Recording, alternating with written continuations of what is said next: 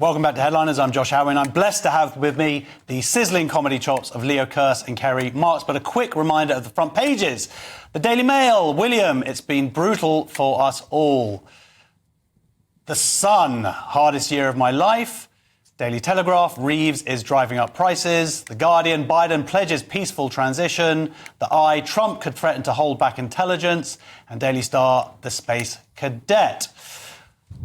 We've also heard from you on the Your Say. Thank you. One of the says here, could one of the producers possibly turn the lights down? The glare from Josh's skull is getting in my eyes.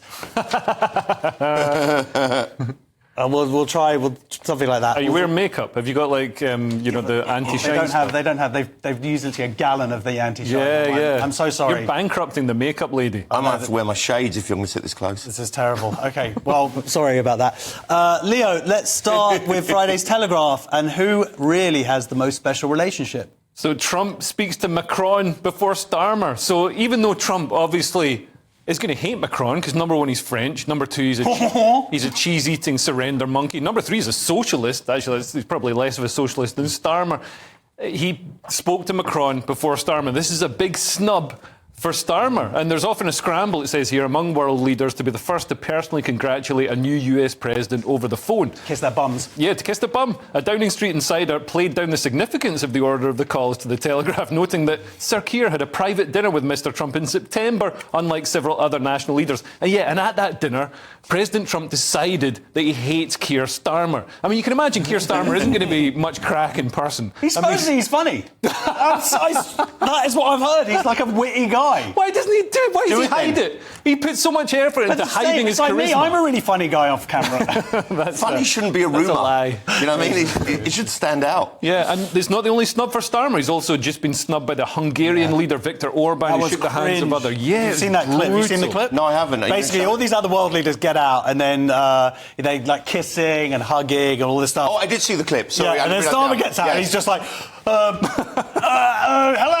I did see the clip. I just wanted to see you demonstrate it. And this is how I prefer clips. I let you act them out. So, it was Trump calling... what happened was that they were waiting for Trump to call him, and Trump said, let the Prime Minister know I'll call you back after I've spoken to Putin and Kim Jong-un and whoever the leader of Bhutan is, and then finally got through to him and said, I hope all your people got back safe after canvassing for the Democrats. They had a nice time over in America. Goodbye. It's all kind of pathetic, really, isn't it? Of course he's going to ring Netanyahu and Macron first, and they were like, hey, mate, where you been? That's it. They have a relationship with him. Of course, it's gone. But it wasn't exactly a cuddly call. I mean, he basically told Netanyahu, look, you've got to end this war. Trump is a very... Yeah, pretty much. No, I think he said by the time I get in, I want this war to be over. Well, he made a speech saying our hostages better be back before I assume office, or you will be paying a very big price. And I think that's interesting. First of all, the use of our, because of course Americans were taken as hostages. Yeah, and they've got 6 hostages. It's really weird that no president has, that the president hasn't said this in a year, and it's been said and by our government as a kind of afterthought. There's a British citizen. There's a young woman who's... Yeah, of course there is, but it's still been like an afterthought. It's like, yes, we want peace and so on. Oh, and by the way, can you release the hostages? But it should have always been this. America's very proudly always been, do this to us, we will come after you. And then for a year they've done nothing. And now finally there is at least someone saying, give back the hostages now, or else. The Sun next, Kerry, and who are the Democrats blaming, apart from, everybody else? OK, so this is the blame game have defeated Democrats. What happened was Kamala Harris promised that there would be joy after the election, and it turns out there is. The joy of watching the post-mortem dissection and the crying, whinging. Do you do some crying? Do you want to do an impression of one of the crying, Leo? That's good. Can I see your cry? It's been fun. It's been a fun few days. It's been painfully hilarious. But look, everyone seemed to know what was to blame, and the truth is it was everything and nothing, and it was a complete lack of policies probably didn't help. Was one person doing policy. And also, if you're going to say that your opponent is a narcissist, which I think Trump is quite definitely a narcissist. I'm a narcissist. And I think he's proud of it. I think he would say, yes, I'm the best narcissist in the world. And I think Kamala is also a narcissist, but in a slightly more subtle way. But the whole Never Trump thing was stupid, because what Trump made his campaign about was Trump. And what they made their campaign about was Trump. And what Never Trump does is the same thing. Yeah. It makes it all about him. So I think they'll be looking into onto this for a long time to try and figure out everything that got wrong. But it's simple. It's going to be a long list. I mean, first of all, it's simple, but also please involve George Clooney that they're trying to blame this on. This is ridiculous. Yeah, they're trying to blame... Look, because Clooney took out a big advert asking Biden to step down. Throwing crayons, right? And they're blaming Biden for not stepping down sooner. They're blaming everybody. I mean, they should blame themselves. People, they got to understand, regular people just aren't that mad about transgender race communism. It's just not this huge thing for them. They're more worried about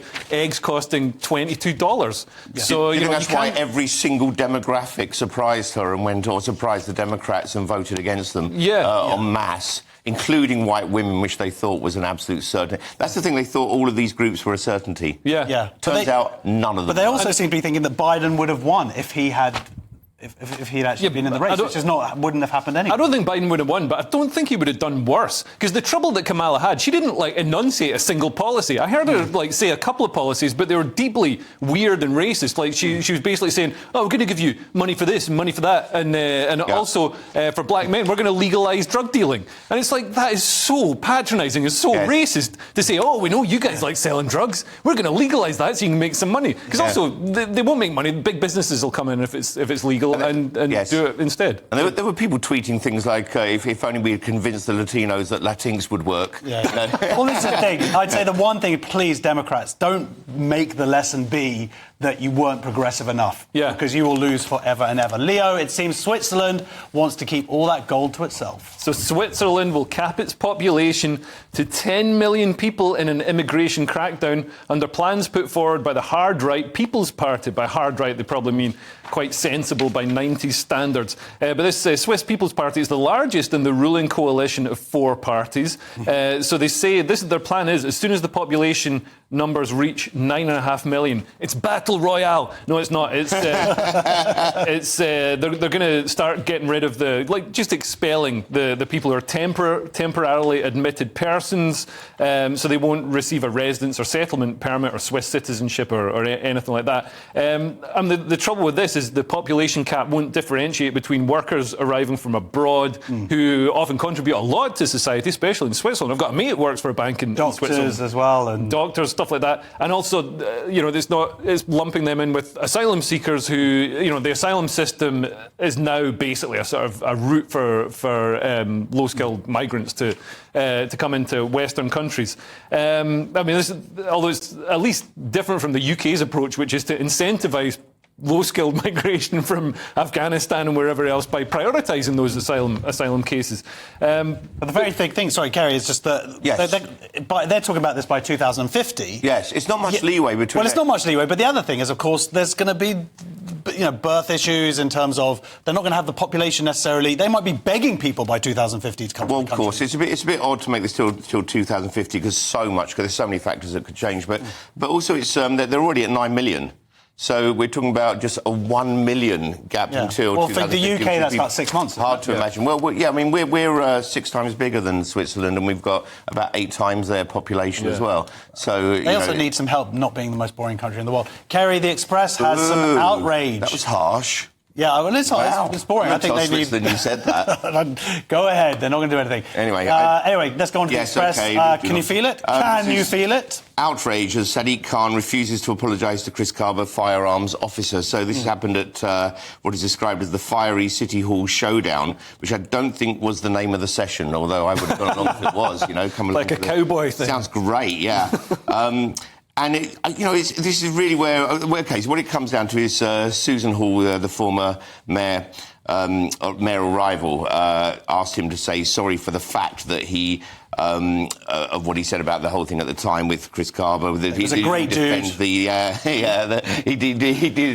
talked him up. He was the best gangster ever. A killer, one of the best gangsters. We're very proud of him.